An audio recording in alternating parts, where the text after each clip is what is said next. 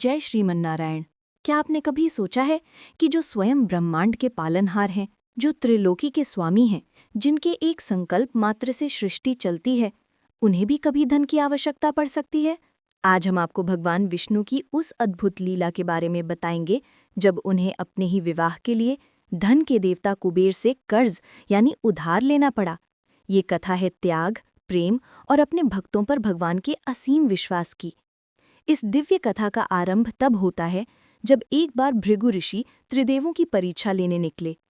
क्रोध में आकर उन्होंने भगवान विष्णु के वक्ष पर यानी छाती पर प्रहार कर दिया।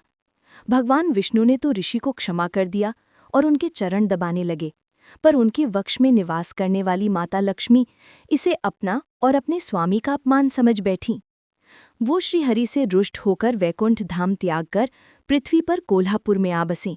माता लक्ष्मी के बिना वैकुंठ श्रीहीन हो गया।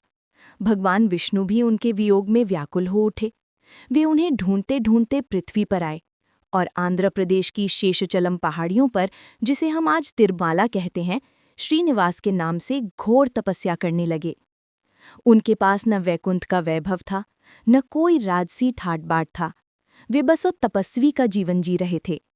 इसी दौरान उनकी भेंट आकाश राजा की परम रूपवती पुत्री देवी पद्मावती से हुई। भगवान श्रीनिवास और देवी पद्मावती ने विवाह करने का निश्चय किया। जब श्रीनिवास ने आकाश राजा से उनकी पुत्री का हाथ मांगा, तो राजा अपनी पुत्री का विवाह एक तपस्वी से करने में झिझक रहे थे।